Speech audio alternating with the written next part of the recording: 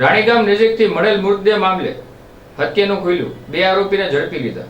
જેસરના રાણીગામ નજીકથી ગુજરડા ગામના યુવકનો મૃતદેહ મળી જનાર આવ્યો હતો, જેમાં હત્યા કરેલી હાલતમાં મૃતદેહ મળી આવ્યો હતો, જેને લઈને પરિવારજનો દ્વારા હત્યા થયા હોવાની આશંકા વ્યક્ત કરી હતી। જે અંગે જેસર પોલીસ દ્વારા પેનલ પીએમ હાથ ધર્યું હતું અને હત્યાનો ગુનો દાખલ કરવામાં આવ્યો હતો, જેમાં જેસર પોલીસ દ્વારા અખ્તરિયા ગામના 2 વિરુદ્ધ ગુનો નોંધવામાં આવ્યો હતો, જેમાં સંકદાર તરીકે ગુનો દાખલ કરવામાં આવ્યો હતો, જેમાં સલીમ ખાન અલી ખાન બોલોચ તેમજ હાસમ ખાન અલી ખાન બોલોદ વિરુદ્ધ ગુનો દાખલ કર્યો હતો।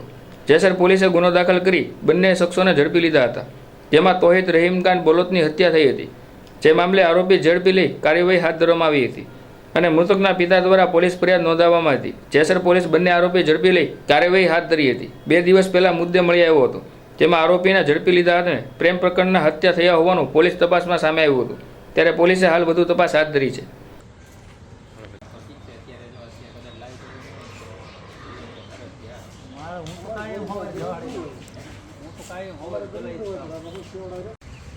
તમે ફરકથી ઊભી જાઓ, તમે તો જમાદાર